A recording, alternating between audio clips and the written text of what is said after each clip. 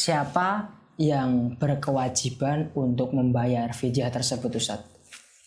Bila ini terjadi pada seorang ibu hamil yang beliau baru saja melahirkan, lalu menyusui 2 tahun, lalu qadarullah setelah selesai menyusui, beliau hamil lagi dan menyusui lagi.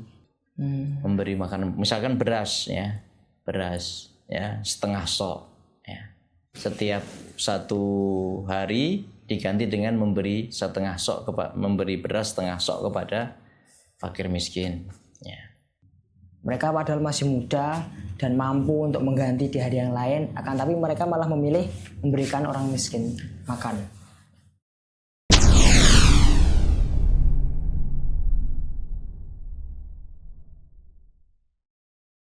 Assalamualaikum warahmatullahi wabarakatuh.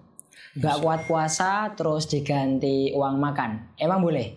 Jangan sampai ibadah puasa kita salah hanya karena gak tahu ilmunya. Mari kita bahas fikih fidyah bersama Ustadz Abu Salamah hafizahhu ta'ala. Assalamualaikum, kaifa haluk Ustadz Abu Salamah? Waalaikumsalam warahmatullahi wabarakatuh. Alhamdulillah sehat. Sehat ya Ustadz. Antum gimana? Sehat ya? Harus sehat Ustadz. Alhamdulillah. Sesuai tema yang tadi di opening gak Ustadz? Apa yang dimaksud dengan fidyah itu Ustadz? Fidyah itu secara bahasa kan tebusan ya. Jadi orang yang tidak mampu berpuasa, dia menebusnya. Nah, tebusannya dalam bentuk apa? Dalam bentuk sebagaimana firman Allah Subhanahu wa taala, wa 'alal ladzina yutiqunahu fidyatun ta'amu miskin. Dan orang-orang yang tidak mampu melakukan puasa, maka dia melakukan fidyah atau membayar fidyah, yaitu memberi makan kepada orang miskin.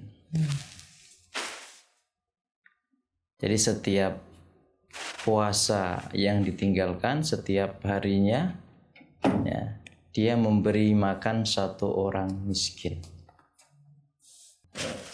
Berarti secara makna fidyah itu tebusan Ustaz. Iya. Untuk mengganti ibadah.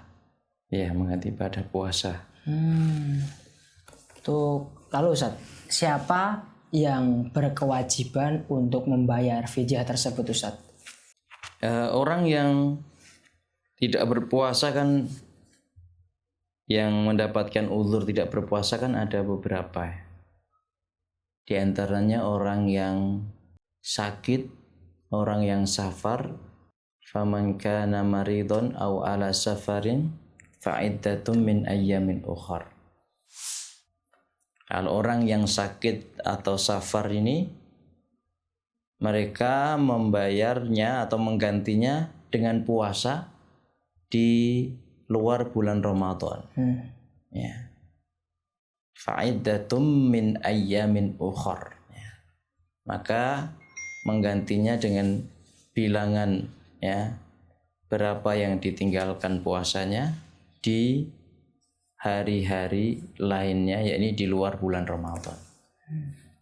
Nah, ada yang orang yang sudah tua renta ya, sakit yang parah, sakitnya sudah menaun, tidak sembuh-sembuh. Nah, orang tua renta yang ya, dan juga orang yang sakit yang sudah menaun seakan tidak diharapkan kesembuhannya. Nah, ini adalah orang yang diperbolehkan tidak puasa di bulan Ramadan dan menggantinya dengan membayar fidyah tadi. Seperti itu.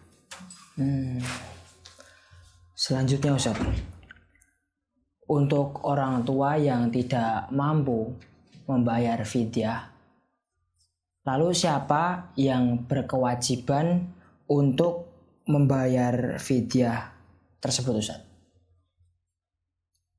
Maksudnya ini kondisi orang yang tidak punya uang juga, maksudnya sudah miskin. Saking miskinnya. Saking miskinnya nggak mampu membayar fidyah. Nah, Ustaz. Maka boleh dibayarkan oleh orang lain. Siapapun orangnya boleh membayarkan fidyah orang yang tadi tidak berpuasa karena sudah tua renta dan ternyata dia juga miskin. Boleh digantikan atau dibayarkan oleh orang lain dan sah. Ya. Kalau tidak ada yang membayarkan fidyahnya, maka kewajibannya masih belum gugur. Kewajibannya membayar fidyah belum gugur. Ya. Kalau sampai wafat nggak ada yang membayarkannya, ya maka itu kita serahkan kepada Allah, dan Allah la yukallifullahu nafsan illa wus'aha. Ya, syariat yang dibebankan kepada manusia ini pasti sudah disesuaikan dengan kemampuan manusia. Ya, tidaklah Allah membebani satu jiwa pun, membebani syariat kepada satu jiwa pun, melainkan jiwa tersebut pasti mampu. Ya, Allahu ta'ala alam. Berarti tidak, di sana tidak harus ada kaitan keluarga untuk saling membantu. Gak harus. Allah ta'ala alam. Jadi orang lain pun boleh. Dan insya Allah banyak yang mau membayarkan. Mungkin dari keluarganya, anaknya, mungkin ada yang mampu. Pasti adalah yang dari keluarganya, dari anak-anaknya, anak cucunya. Ya. Inilah kemudahan Islam. Jadi orang lain pun boleh membayarkan fidyah. Allahu ta'ala alam. Untuk pertanyaan selanjutnya, Ustaz. Ini terjadi bila ini terjadi pada seorang ibu hamil yang beliau baru saja melahirkan, lalu menyusui 2 tahun, lalu qadarullah setelah selesai menyusui beliau hamil lagi dan menyusui lagi. Nah, bagaimana tanggapannya akan hal tersebut? Kan itu hutang puasanya menumpuk, apakah sebaiknya diganti dengan fidyah atau tetap diganti dengan hari yang lain, Ustaz, untuk memudahkan ibu tersebut? Jadi ini memang perbedaan pendapatnya di kalangan para ulama. Di antara mereka ada yang berpendapat bahwa ibu menyusui, ibu hamil itu boleh tidak berpuasa dan cukup dengan membayar fidyah. Ya. Ada juga yang berpendapat ya, boleh tidak berpuasa ya, dan cukup dengan qadha. Ya. Ada yang berpendapat qadha dan membayar fidyah.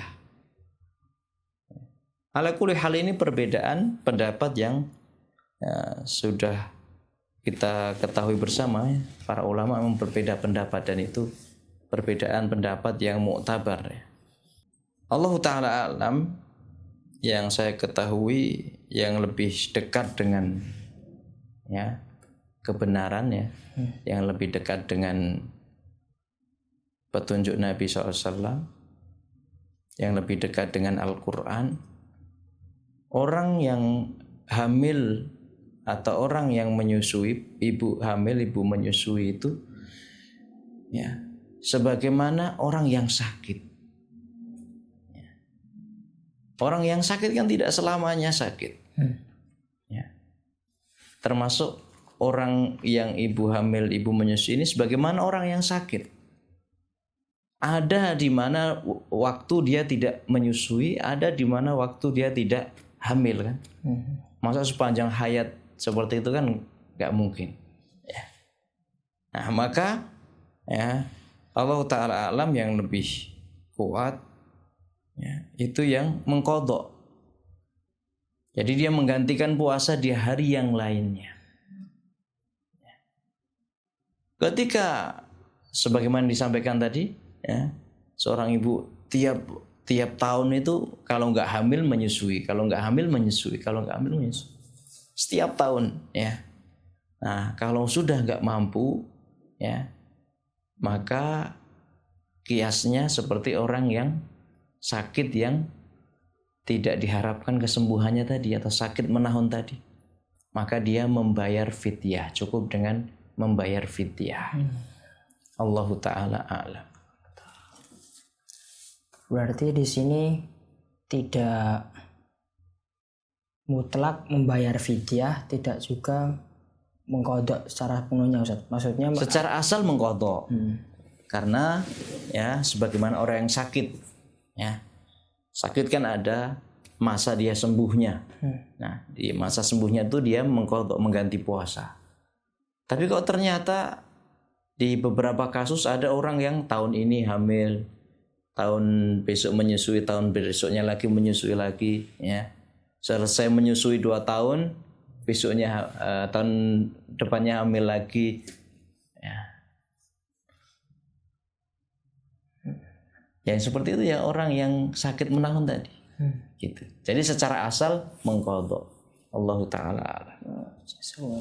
Secara asal mengkodok Ustaz. Nah, Ustaz. Lalu untuk tata cara pembayaran fidyah Ustaz, itu bagaimana dalam syariat? Ini Allah Ta'ala alam, ada yang melakukannya dengan memberikan makanan pokok, ya. Ada yang berpendapat 1 mud, ada yang berpendapat setengah sok, ya, dengan makanan pokok, ya. Ada beberapa pendapat, ya. Ada yang melakukannya dengan ya memberikan makan, ya, kepada orang miskin, ya, 1 porsi makanan, ya. Dan sebagaimana yang dilakukan oleh Anas bin Malik radhiyallahu taala anhu ketika beliau sudah tua, ya, dan tidak mampu berpuasa.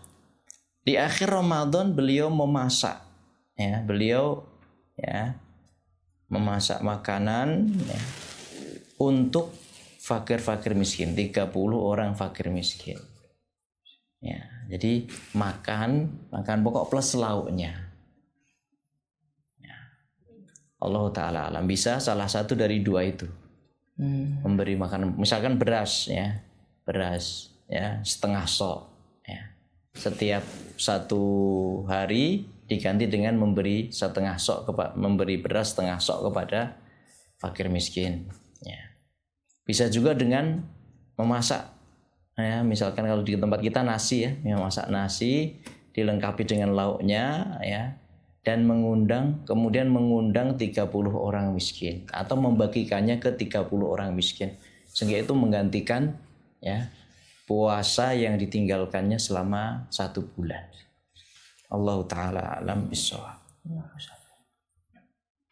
Untuk tadi tata cara pembayaran itu tadi Ustaz menyebutkan 30 orang miskin. Ini 30 ini dianalogikan, diumpamakan seperti bulan Ramadan yang jumlah 30, atau memang ketentuannya 30 orang Ustaz? Ya, per hari. Kalau ternyata Ramadan dalam 1 bulan kan 1 bulan kan kata Nabi kalau enggak 29 30. Kalau ternyata 29 hari ya 29 aja. Berarti Allah Ta'ala, ya. Tergantung hari yang tidak puasa. Nah, Ustaz. Ini Ustaz, tadi kan tata pembayaran juga ada yang berupa bahan pokok, ada juga yang siap saji Ustaz. Yeah. Tapi semisal dilihat dari mana yang paling afdol, mana yang paling memiliki dampak yang lebih baik antara 2 itu Ustaz, memberi makan siap saji atau bahan pokok saja Ustaz, yang lebih afdol yang mana Ustaz? Kalau kita perhatikan firman Allah Subhanahu wa taala, wa 'alal ladzina yutiqunahu fidyatun ta'amu miskin. Ya. Bagi orang-orang yang tidak mampu berpuasa, dia membayar fidyah, yaitu memberi makan orang miskin. Dari sini kita dapati menamai memberi makan, ya, itu sudah siap santap gitu. Makanan dan lauknya. Gitu. Itu yang Allah Ta'ala alam, para ulama, ya, ada yang berpendapat seperti itu. Memberi makan itu ya sudah lengkap. ya satu makanan dan lauknya sudah siap santap gitu. Allahu taala.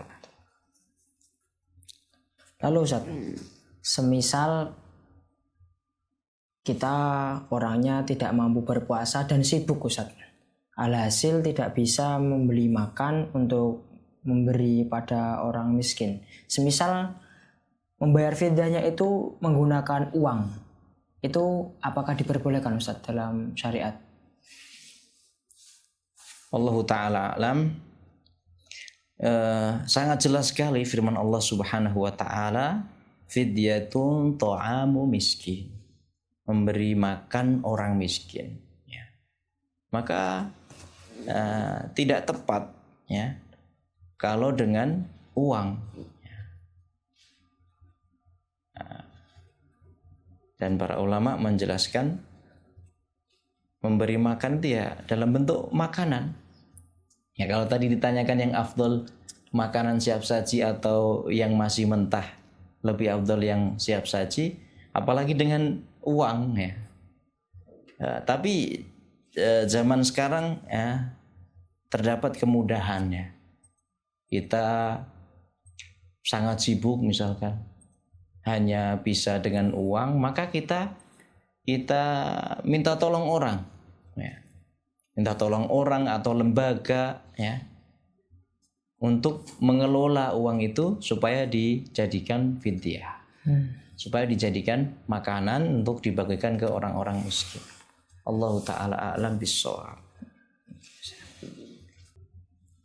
Lalu saat ini kembali ke yang awal tadi, semisal orang yang tidak puasa tidak mampu membayar dirinya sendiri, lalu ada keluarganya semisal atau orang lain yang bukan keluarganya yang membayarkan fidyahnya, itu menjadi pahala baginya atas itu dihitung sedekah atau bagaimana Ustadz? Dan siapa yang mendapatkan pahala? Itu kan menunaikan kewajiban orang lain. Ya. Orang yang membayarkan fidyahnya dia mendapatkan pahala karena membantu orang lain ya. Dan sudah gugur kewajiban ya yang tadi orang yang seharusnya dia bayar fidyah, gugur kewajibannya ya. Gugur kewajibannya berarti dia mendapatkan pahala telah melaksanakan ya fidyah itu meskipun dengan bantuan orang lain. Allah ta'ala a'lam bissawab. Semisal ini Ustaz, ada seseorang yang qadarullah beliau meninggal dengan membawa hutang puasa Ustaz. Hutang puasa.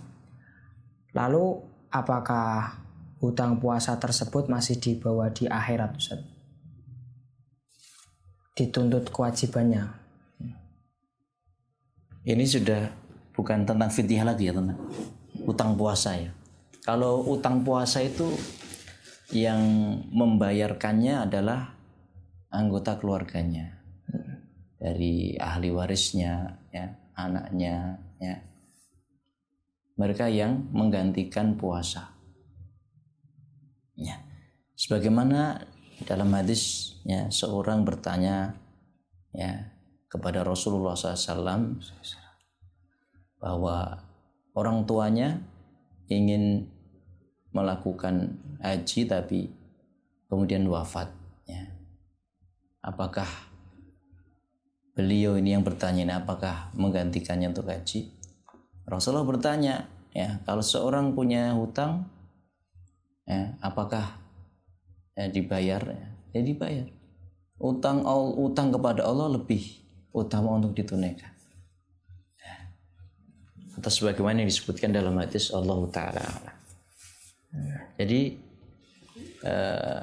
kalau orang wafat ya, sedangkan dia punya tanggungan puasa, nah ini kan sebenarnya mampu. Ketika masih hidup dia mampu. Ya. Jadi wafatnya itu bukan karena sakit menahun tadi. Jadi kan nggak bayar fidyah, tapi dia wajib berpuasa. Kemudian wafat, ya. Wafat, ya. Misalkan wafat di pertengahan Ramadan, masih sisa misalkan 12 sampai 15 hari nggak puasa. Nah, hari-hari yang dia tidak berpuasa itu digantikan oleh keluarganya, anak-anaknya. Jadi anaknya mengganti dengan puasa itu. Allahu ta'ala alam. Jadi bukan fidyah, mengganti puasa. Ganti puasa. Iya. Jazakumullah khairan Ustaz. Lalu ini Ustaz, apakah ada ketentuan tertentu kapan kita harus membayar fidyah? Misal, saya tidak mampu berpuasa di bulan Ramadan tersebut, lalu saya membayar fidyahnya sekarang, atau harus selesai bulan Ramadan terlebih dahulu? Setiap hari boleh di bulan Ramadan. Ya, ketika seorang tidak berpuasa di hari ini, ya, maka ketika waktu berbuka, ya, dia memberi buka untuk orang miskin, memberi makan, ya. Boleh juga menundanya sampai akhir Ramadan, sebagaimana yang dilakukan Anas bin Malik. Ketika akhir Ramadan beliau baru, ya, membuat makan untuk 30 orang itu, orang miskin, ya, diberikan di akhir Ramadan. Dan boleh juga menundanya, ya, sampai, ya, di luar bulan Ramadan boleh. Ya. Allah Ta'ala alam. Ini tadi Ana sedikit kepikiran Ustaz. Banyak anak muda zaman sekarang yang mereka itu nggak kuat puasa karena tuntutan pekerjaan dan lainnya Ustaz. Tapi ada juga di antara mereka yang ternyata paham agama Ustaz. Semisal mereka tidak berpuasa karena tidak kuat, entah itu tuntutan pekerjaan atau hal lainnya. Lalu mereka membayar dan memberi makan kepada orang-orang miskin Ustaz.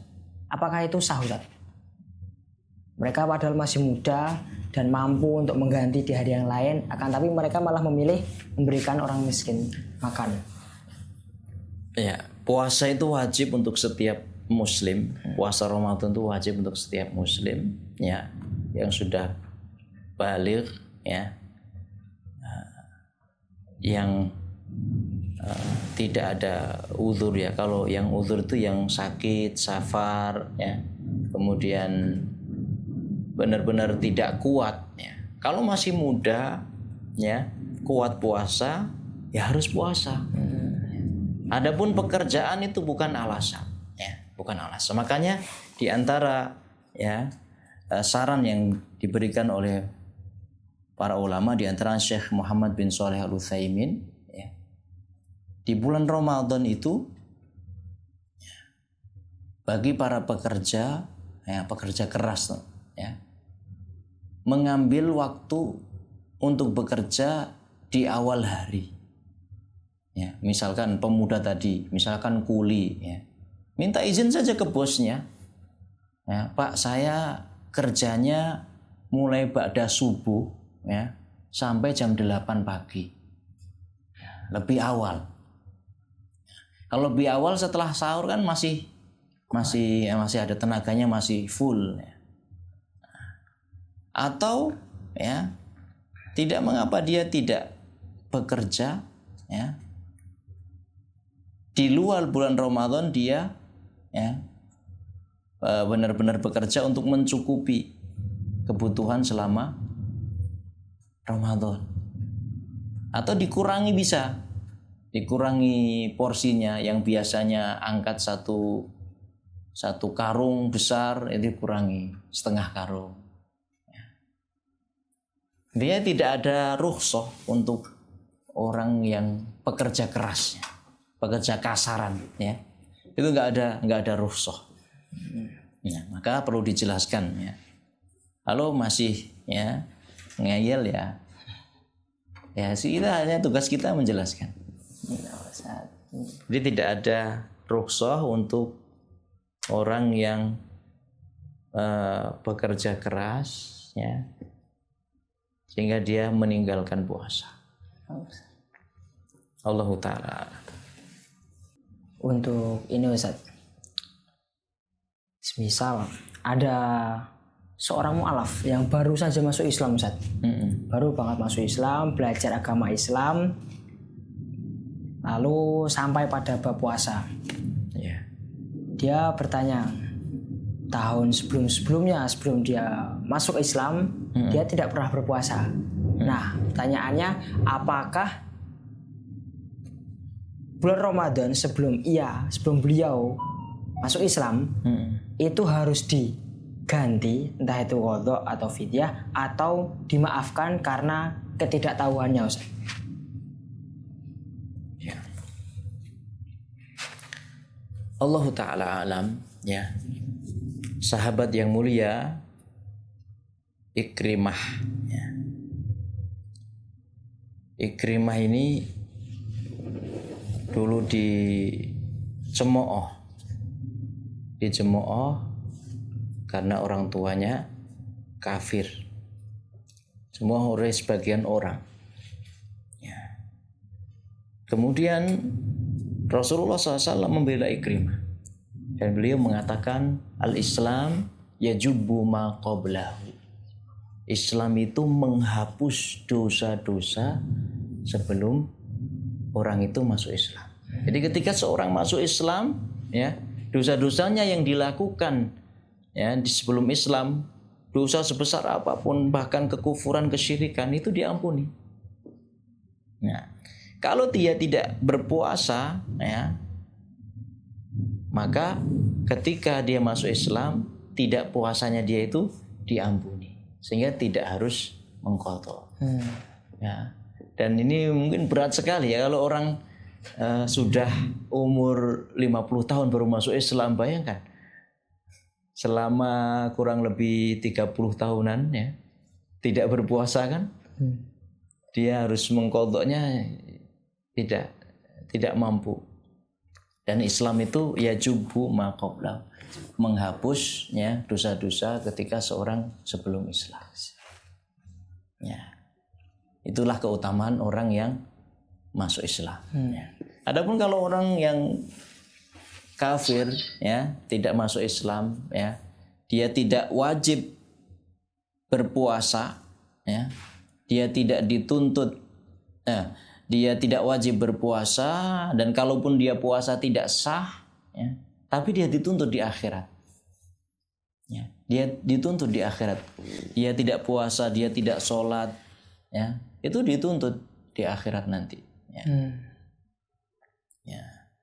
Di dalam Al-Quran kan dijelaskan, ya, ketika, ya, penduduk neraka ditanya, ma salakakum fi saqar, qalu lam nakum minal musallin. Nah, mereka ditanya, kenapa, apa yang menyebabkan kalian masuk neraka Saqar? Mereka menjawab, kami dulu tidak sholat. Kalaupun sholat ketika di dunia, ya, dalam keadaan kafir, sholatnya nggak sah. Puasa juga gitu. Di dunia dia puasa, tapi masih kafir, nggak sah puasanya. Tapi kalau dia nggak puasa, ya, di akhirat dia dihukum, disiksa karena tidak puasa. Allahu Ta'ala a'lam bishawab.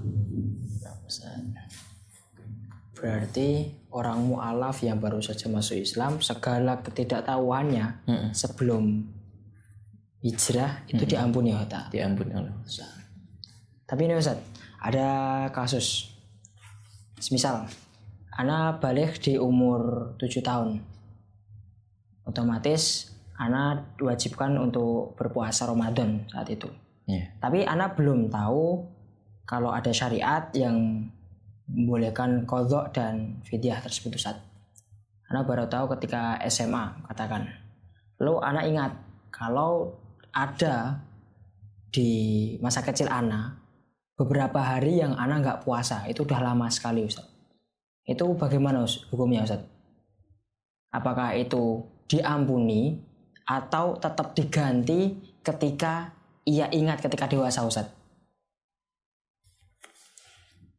Itu kan berbeda konteksnya dengan orang yang mu'alaf. Iya.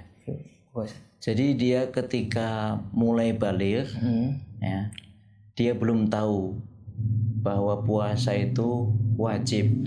Ya. Kemudian setelah dewasa dia baru tahu, ya, ternyata puasa itu wajib untuk orang yang sudah balik. Seperti itu. Nah, kalau dia tahu, ya, dan yang ditinggalkan itu tidak banyak dan dia mampu mengqadhanya, ya, mengqadha itu lebih baik. Ya. Kalau yang ditinggalkan itu banyak, ya, misalkan selama 1 bulan full, ya, dan dia tidak mampu mengqadhanya, ya, maka Allah Ta'ala alam, ya, Allah Subhanahu wa Ta'ala Maha Pengampun, ya, dia, ya, memperbanyak istighfar saja kepada Allah Subhanahu wa Ta'ala. Karena ketidaktahuannya itu menjadi uzur baginya. Nah, tapi kalau dia mau berusaha dan dia mampu, ya itu lebih baik. Allah Ta'ala alam bissawab. Tapi itu sesuatu yang kemungkinan kecil, ya. Ya, kemungkinan kecil, karena kalau orang sudah muslim itu, ya, dan tinggal di lingkungan kaum muslimin itu sesuatu yang sudah otomatis kaum muslimin tahu kalau sudah balik itu wajib berpuasa. Itu sudah sesuatu yang pasti kaum muslimin sudah tahu. Allah Ta'ala alam bissawab. Jazakumullah khairan katsiran Ustaz atas penjelasan fikih fidyah yang Ustaz paparkan panjang lebar. Semoga dengan penjelasan dari Ustaz Abu Salamah bisa menambah keilmuan kita tentang ibadah, terutama di ibadah bulan puasa, ibadah puasa di bulan Ramadan. Jangan sampai kita menggampangkan ibadah karena setiap amalan ada tuntutan dari Al-Quran dan Sunnah. Ikuti, jangan kreasi. Mungkin dari saya cukup sekian. Bila ada salah kata mohon dimaafkan. Subhanakallahumma wa bihamdika asyhadu an la ilaha illa anta astaghfiruka wa atubu ilaik. Assalamualaikum warahmatullahi wabarakatuh.